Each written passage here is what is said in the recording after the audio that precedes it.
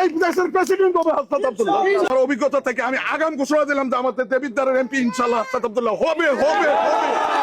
আমি হাসনাত আব্দুল্লাহর জন্য দোয়া করি, সত্যিকারী অর্থে আমার মন থেকে দোয়া করি। আর আমি আপনাদের মনে প্রাণে বিশ্বাস রেখে আপনাদের পায়ের নিচে হাত রেখে বলতেছি, শুধু আপনারা নয়, আপনারা যদি একটু তার জন্য ভূমিকা পালন করেন, সবার কিন্তু আত্মীয় স্বজন আছে, প্রতিবেশী আছে, একটু খালি কথা রাখে একটু অর্গানাইজেশন করবেন যে আবার একটা ভোট যেন শাপলা গলিতে তিনি পায়, ঠিক আছে? আর আরেকটা কথা আমার চাচুকে বলি, আমার চাচু যেন আমাদের মাঝে যেভাবে এখন নির্বাচনে একটা ওয়ার্ক করতেছে, আমার চাচু যেন নির্বাচিত হয়েও যেন আমাদের মাঝে এসে একবার আমাদের খোঁজখবর নেয়, ঠিক আছে? আরেকটা কথা বলি, চাচু 15 একটা কথা বলছে যে ইলেকশনে নির্বাচিত হবে কাজ কিন্তু সে করবে।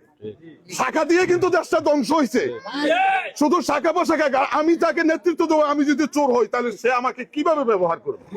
তো আমার চাচা কিন্তু খুব তার তীক্ষ্ণ বুদ্ধি, কারণ সে বাংলাদেশ, তার বাবার পরিচয় দিয়েছিল একজন ব্যক্তি, সে একজন, আমি তার ওই অ্যাপার্টমেন্টটা না বলি, আজকে তার বাবা একজন গর্বিত বাবা, ঠিক আছে? আছে এখান থেকে সে ঢাকা ইউনিভার্সিটিতে ইংলিশে, সে কিন্তু দেবিদ্যা পাইলট স্কুল থেকে এসএসসি, পারুরা স্কুল থেকে ইন্টারমিডিয়েট, এবং তার সাবজেক্ট ছিল বিজ্ঞান। তারপরে হচ্ছে ইংলিশে অনার্স করছে, মাস্টার্স করছে ঢাকা ইউনিভার্সিটি থেকে।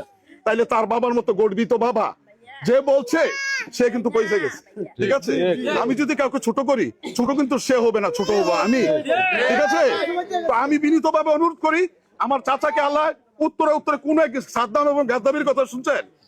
সাদ্দাম আর গাদ্দাফি এরা কিন্তু একজনের লিবিয়ার প্রেসিডেন্ট, আরেকজন হলো ইরাকের প্রেসিডেন্ট, কিন্তু সারা বিশ্বে তাদেরকে চিনি। আমি মনে করি 3 নম্বর গাদ্দাফি হবে সাদ্দাম, এই হাসনাত আব্দুল্লাহ।